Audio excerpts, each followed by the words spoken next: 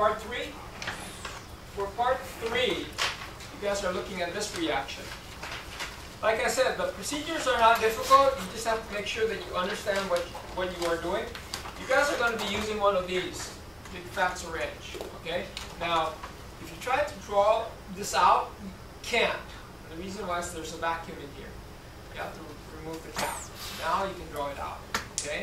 And you're going to have to remove it so you can add some 7-Up. About 15 milliliters. That's all you need. You add 7-Up, you close it up so that it doesn't leak. Okay? Actually, don't close it up yet, because there's going to be some air gaps here. So what you want to do is you want to put the syringe back like that, and then tap it, and then draw it up so that the liquid is right to the top. There's always going to be bubbles because these things are carbonated, but you want to make sure that you don't have any air gaps down here. Click it, and then put the cap back on. Okay? And this is the equilibrium that you guys are studying. You're going to look at carbonic acid, H2O CO2, which again is the main acid in your carbonated beverage. And you're going to be looking at that equilibrium. This guy breaks down to water, liquid, and carbon dioxide gas.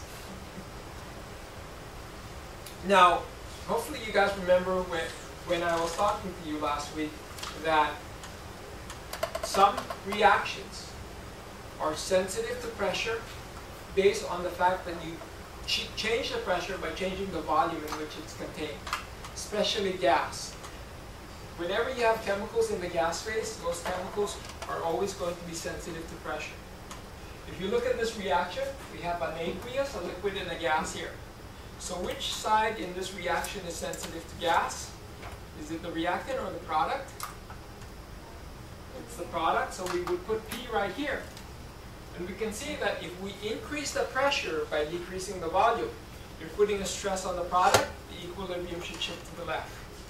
If you decrease the pressure by increasing the volume, okay, you decrease the pressure by drawing this out, and then it's like removing the pressure here.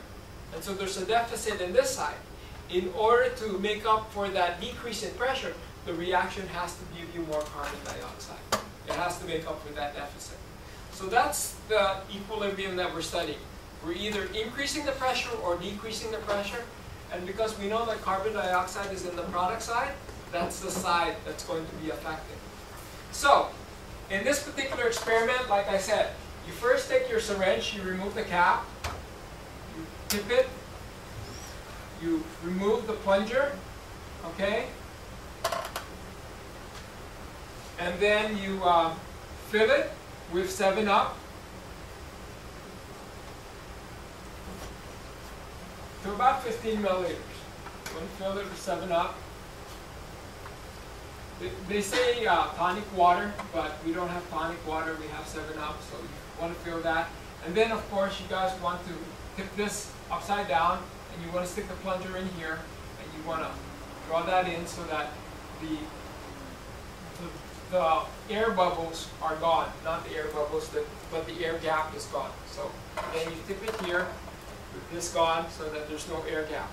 And then you close it, okay? No air gaps. And then you close it. And at this point, your syringe should look like this. Okay? And you put some 7-Up in here. This is of course closed. You want to increase the pressure by pressing on that plunger.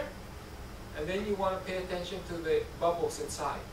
Does the bubble increase or does the bubble decrease? And the bubbles is an indicator of carbon dioxide.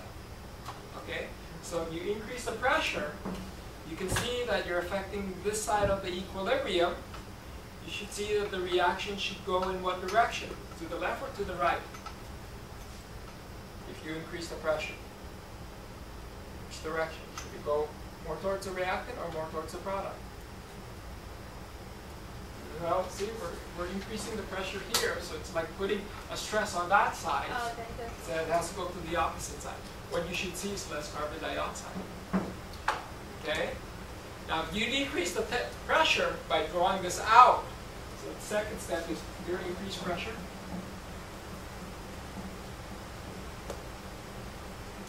Second step is to now do the same thing. Okay. And now you sort of draw out the plunger so that you decrease the pressure. And you make your observation here on the bubbles. Then you can tell me whether or not the reaction shifts to the right or to the left. Finally, what you want to do is you want to stick this in hot and cold water again. And see whether or not you get more bubbles when you stick it in hot water or cold water. And then you can tell me whether or not energy is a reactant or energy is a product. Okay?